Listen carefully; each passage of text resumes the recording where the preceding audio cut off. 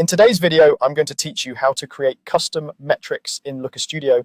By the end, you'll be able to build a calculated field, set the right data type, and make it available as an optional metric your viewers can toggle on charts.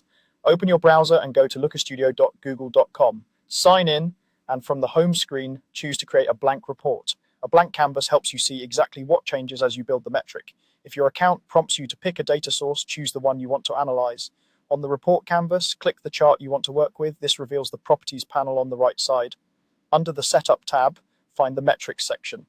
Toggle on Optional Metrics. This simple switch allows viewers of your report to swap or add metrics directly in the chart's header, which is great for exploration without editing the report itself. Click Add Metric, then choose Add Calculated Field. Give your metric a clear display name, something short, descriptive, and consistent with your naming convention, like conversion rate or cost per lead.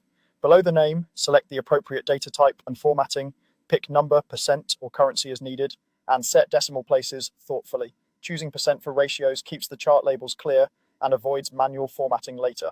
In the formula editor, build your calculation using existing fields and operators. For example, divide conversions by clicks for a simple rate, or multiply by 100 only if you kept the data type as number.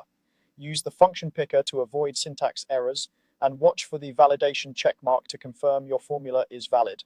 When you're satisfied, click Apply. Your new metric is now created and added to the chart. Because you enabled optional metrics, viewers can turn it on or off without editing the report. If something doesn't look right, click back into the metric to adjust the name, type, or formula. No need to rebuild anything. That's all there is to it. Open Looker Studio, start a blank report, select your chart, enable optional metrics, add a calculated field, name it, set the type and format, then enter your formula and apply. You now have a clean, reusable custom metric ready for analysis.